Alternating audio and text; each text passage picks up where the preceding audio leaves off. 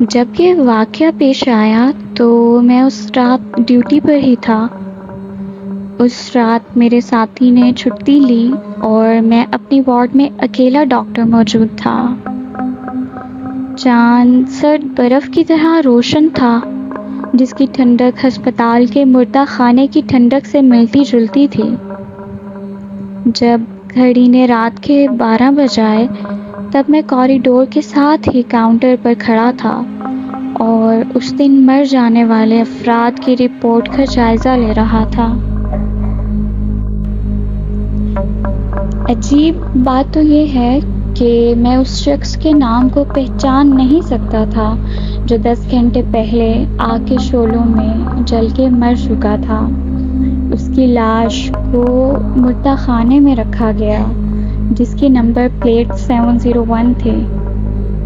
ایسا لگتا تھا جیسے اس کا نام خشک خون کے قطروں میں ڈوبا ہوا ہو، جبکہ میں اس کی شناخت کرنے کی کوشش میں جمے ہوئے خون کو اپنی انگلی سے کھریدنے کی کوشش کر رہا تھا۔ اچانک سے میرے کانوں نے قریبی کمرے سے پراسرار شور سنا۔ میں خوف زدہ آواز کا پتہ لگانے کے لیے آگے بڑھا اور اس اندھیرے کمرے کا دروازہ کھول دیا۔ وہاں میں نے 8 سال کی عمر کے ایک معصوم بچے کو دیکھا۔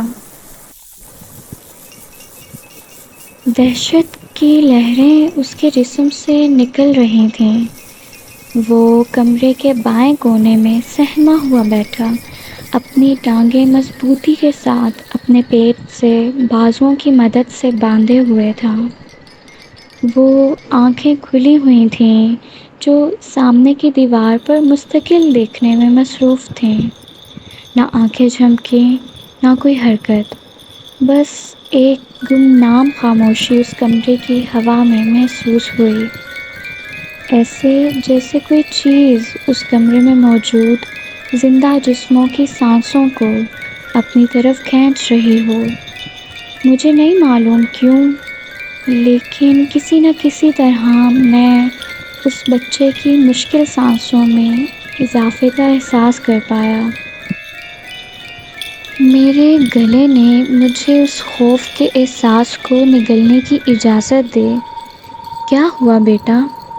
میں نے پہلے سے ہی ایک قابل اعتراض چہرے سے پوچھ گچھ شروع کر دی۔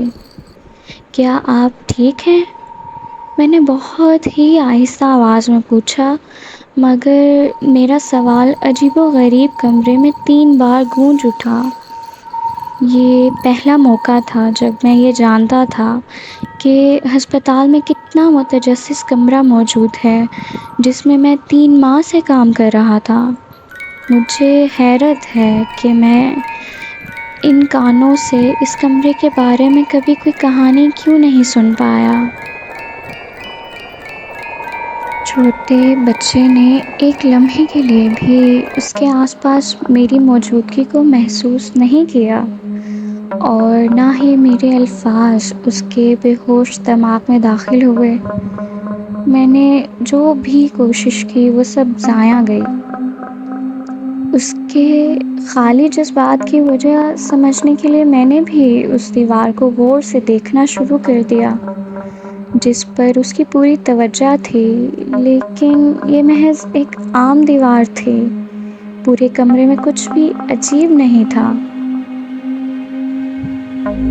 اس خاموشی میں کسی نے میرا نام پکارا، ڈاکٹر۔ آواز دھیمی سرگوشی میں جاری ہوئی۔ میں مرا نہیں ہوں، تم مجھے ڈھونڈ رہے تھے نا؟ یہ وہ لمحہ تھا جب میں نے کمرے کی دوسری طرف سے ایک چیخ کی آواز سنی، ایک ایسی چیخ جس میں تمام بازوؤں اور چہرے کے رونگٹے کھڑے کر دینے کی صلاحیت موجود تھی۔ یہ یقیناً ایک ناقابل برداشت درد کی چیخ تھی۔ میں اس تکلیف کو اچھی طرح محسوس کر پایا کیونکہ میں ایک ڈاکٹر تھا۔ پھر میں نے گھبرا کر بچے کی طرف دیکھا۔ اس نظر نے مجھے بڑی حیرت میں ڈال دیا۔ اس کی دائیں آنکھ پر تیز دھار چاقو سے وار کیا گیا تھا، جسے اس کی آنکھ کے اندر چھوڑ دیا گیا تاکہ اس چھوٹے مسکین بچے کے لیے مزید اذیتیں بڑھیں۔ میں دہراتا ہوں، اس کی آنکھ پر بے دردی سے وار کیا گیا تھا، لیکن جس چیز نے مجھے زیادہ حیران کیا وہ یہ تھی کہ اس کی آنکھ سے معمولی حد تک خون بھی نہیں نکلا۔ اس کی آنکھ سے ذرا سا بھی خون نہیں نکل رہا تھا، بلکہ خوفزدہ بچے کی چھرا گھونپنے والی آنکھ خون بہانے کے بجائے جلنے لگ گئی۔ بچے کے ہاتھوں نے چاقو کے سرے کو مضبوطی سے پکڑا اور دوسرا سرا اپنی آنکھ میں دھکیلتا رہا۔ اس نے جتنا چاقو اپنی آنکھ میں ڈالا اتنا ہی اس کا چہرہ جلنے لگا۔ ابتدائی طور پر صرف پلکیں اور آنکھ کے بال جل گئے، لیکن اب تک اس کے چہرے کی جوان جلد دھیرے دھیرے جلنے لگی اور سرخ دھبوں میں بدل گئی۔ اس سے پہلے کہ میں سمجھ پاتا کہ یہ سب صرف ایک نینو سیکنڈ میں کیسے ہوا، وہ بچہ کمرے سے باہر نکل گیا جیسے ہرن شیر کو دیکھ کر بھاگ پڑے۔ اگرچہ اس نے چاقو کو برے طریقے سے اپنے ریٹینا میں داخل کیا، لیکن یہ دوسری بات تھی۔ پہلی بات تو یہ تھی کہ کیا اس کمرے میں کوئی اور بھی موجود تھا، یا بچے نے اس جان لیوا مہم کا آغاز خود کیا؟ اس کا مشاہدہ کرنے کے بعد تو جس طرح اس کی بائیں آنکھ مجھ پر جم ہی گئی، جبکہ دائیں آنکھ بالکل جل چکی تھی۔ مجھے باہر نکلنے کی سمت جانا چاہیے تھا، لیکن میں نے اس کے قدموں کا پیچھا کیا، کیونکہ اس وقت بچہ میری مدد کے لیے زور زور سے چلا رہا تھا۔ میرے ڈاکٹر ہونے کی شخصیت نے میرے خوف پر قابو پا لیا، لیکن وہ ہے کہ اس طرح تیزی سے بھاگی جا رہا تھا جیسے آگ ہو جو تیل والی لکڑی کو 1 منٹ سے بھی کم وقت میں اپنی لپیٹ میں لے لیتی ہے۔ ویسے سچ کہوں تو بھی مجھے وہ انسان کا بچہ نہیں لگا۔ اس کی سپیڈ ہی اور تھی، جیسے وہ خود موت کو گلے لگانا چاہتا ہو، یا پھر اسے کوئی قوت کھینچ رہی ہو اور وہ اس کے قبضے میں ہو۔ خدا ہی جانے، میں ڈاکٹر ہوں، میرا کام بس زندگی بچانا ہے۔ لیکن اس کی آنکھ کیسے جل سکتی ہے جبکہ چھری کے وار سے خون تک نہ بہے؟ ہسپتال کے اس پراسرار کمرے میں ہمارے درمیان اور کون تھا جو خود کو مردہ قرار دے رہا تھا؟ کمرے میں مجھے ڈاکٹر کہنے والی آواز بہت مانوس سی لگ رہی تھی۔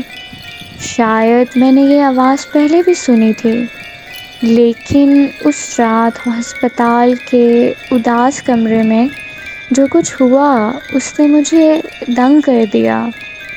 میرے کانوں نے کسی مردہ شخص کی آواز سنی، جبکہ میری آنکھوں نے اس خوفناک منظر کا خوف محسوس کیا۔ اپنی بھاگ دوڑ ختم کرتے ہوئے جلے ہوئے چہرے والا بچہ خود چابی سے دروازے کا تالا کھول کر مردہ خانے میں داخل ہوا۔ اس نے مردہ خانے کے دروازے کی چابی کہاں سے لائی؟ میرا بے حس دماغ میرے کسی بھی سوال کا جواب نہیں ڈھونڈ سکا، لیکن اصل سوال یہ تھا کہ جلے ہوئے بچے کو چابی کس سے ملے؟ دوسری طرف مردہ خانے میں 701 کیبن اپنی جگہ سے باہر تھا۔ لاش شدید طور پر جل چکی تھی، کوئی بھی اس کے چہرے کو پہچان نہیں سکا، اور وہیں چھوٹا بچہ اس لاش کی کلائی کو ایسے پکڑے بیٹھا تھا جیسے وہ ابھی تک دھڑکتی نبض کے ساتھ زندہ ہے۔ ان کا رشتہ کیا ہے؟ کیا وہ فیملی ہے؟ میں نے سوچا، لیکن جواب تو سرد خانے میں کہیں نہیں تھا۔ اس جلی ہوئی لاش نے لڑکے کا ہاتھ تھاما اور وہ مردہ سیدھا وہیں بیٹھ گیا۔